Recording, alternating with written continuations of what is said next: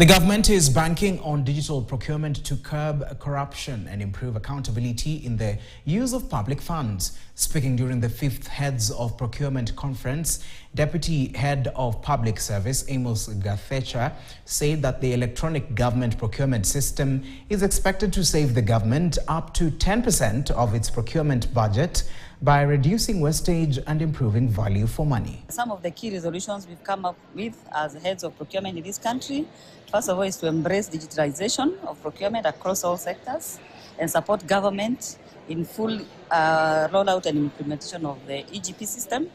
We've heard that over 1,500 government entities are already registered in the EGP, and this year alone, we envisage that even with the 1,500, government could save up to 86 billion this year alone if we go on EGP. To have a full legislative review with support from the two houses, we are reviewing our regulations, the Supplies Practitioners Management Regulation. Technology is the way to go.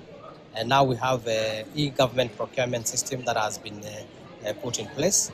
And it's a very versatile system that combines both budget and procurement plans.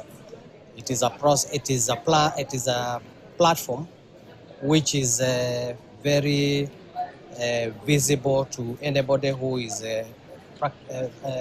participating in a tender.